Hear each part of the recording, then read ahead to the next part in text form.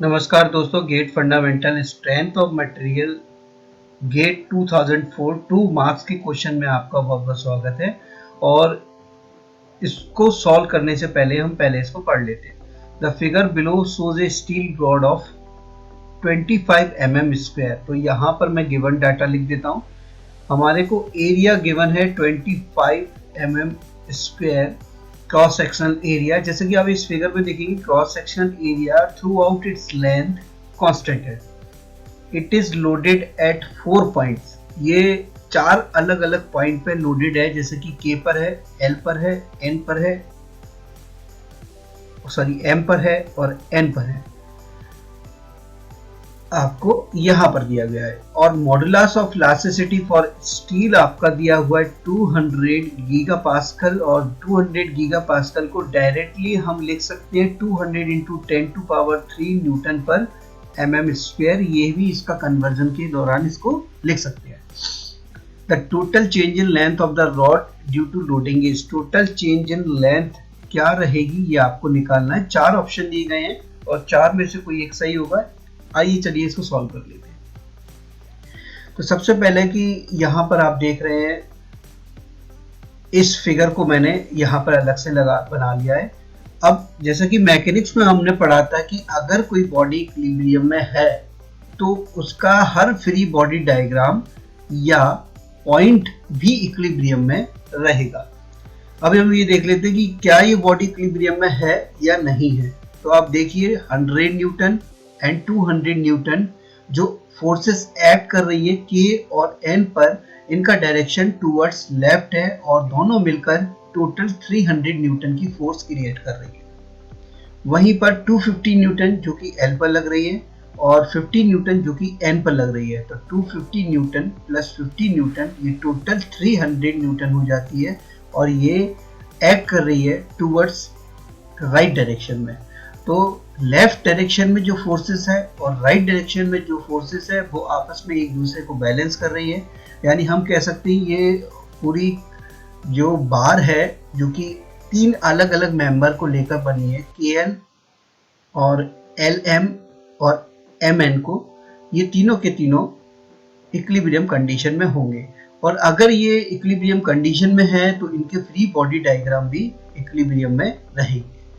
पर इक्विलिब्रियम से पहले मैं इसके लेंथ को आपको बता दूं। 1700 में से 500 और 400 माइनस करेंगे तो ये L और M की जो लेंथ है वो हमारे को गिवन हो जाएगी, वो हो जाएगी 800 mm। अब मैं इन सभी फिगर को अलग अलग ड्रॉ कर लेता हूँ। जैसे कि पहला बॉक्स मैंने बना लिया KL के लिए, और पहला सेकंड मेंबर मैंने बना लिया L से लेके M तक के लिए, और थर्ड मेंबर मैंने बना लिया M से लेके N तक के लिए। लेंथ आपको सभी को पता ही है, जैसा कि आप ऊपर देख रहे हैं, ये 500 mm है, ये 800 mm है और ये 400 mm है। अब यहां से शुरुआत करते हैं के पॉइंट से। के पॉइंट पे मान लेते हैं यहाँ पर 100 न्यूटन, जैसा कि आप ऊपर देख रहे हैं 100 न्यूटन का एक फोर्स एक्ट कर रहा है, 100 न्यूटन। अब बात ये है कि अगर ये पूरी बॉडी इक्विलिब्रियम में है तो इसका फ्री बॉडी डायग्राम भी इक्विलिब्रियम में रहेगा। तो अगर KL को इक्विलिब्रियम में रहना है और यहाँ लेफ्ट साइड पे अगर 100 न्यूटन की फोर्स लग रही है तो इसको इक्विलिब्रियम में रहने के लिए भी यहाँ पर हम 100 न्यूटन की फोर्स को अप्लाई करा देते हैं। तो ये जो फ्री बॉडी डायग्राम है KL का, ये इक्विलिब्रियम कंडीशन में आ गया। अब चलिए देख लेते हैं LM पार्ट को।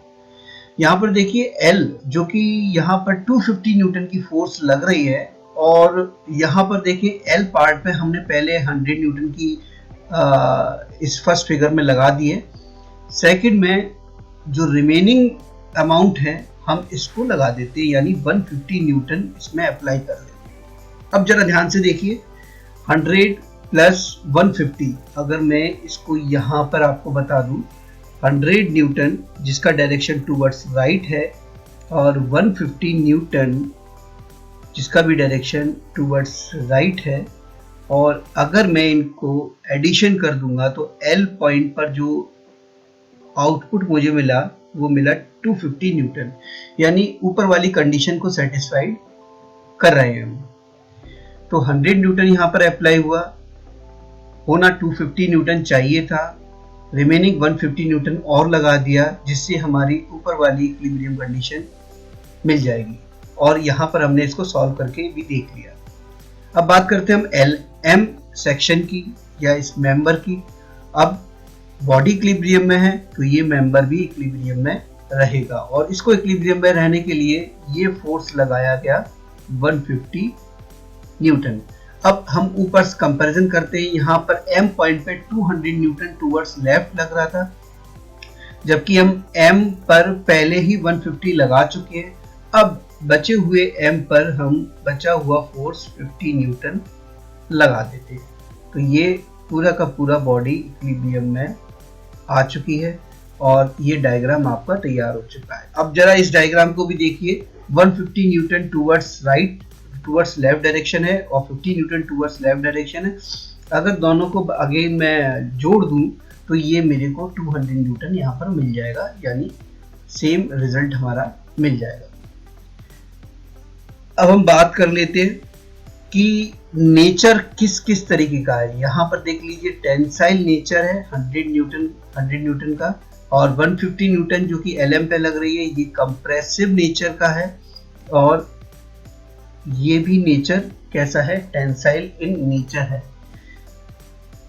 टेंसाइल फोर्सेस के द्वारा चेंज इन लेंथ पॉजिटिव आएगी, और कंप्रेसिव स्ट्रेन के द्वारा या कंप्रेसिव स्ट्रेस के द्वारा, कंप्रेशन के द्वारा जो चेंज इन लेंथ है वो नेगेटिव आएगी। ये बात आप ध्यान रखिएगा।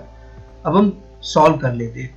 ये जो प्रॉब्लम्स हैं, जो डिटर्मिनेट स्टैटिकली डिटर्मिनेट जो प्रॉब्लम है, इनको 3 इक्वेशंस लगा के हम सॉल्व कर सकते हैं। पहली इक्विलिब्रियम इक्वेशन जैसा कि आप देख रहे हैं, दूसरी होती है हमारी काइनेमेटिक इक्वेशन जो कि strain change in length upon L, इस तरह की इक्वेशन हो जाएगी, और तीसरा हमारा हो जाएगा कॉन्स्टिट्यूटिव लॉ जो कि हुक्स लॉ हमारा होता है।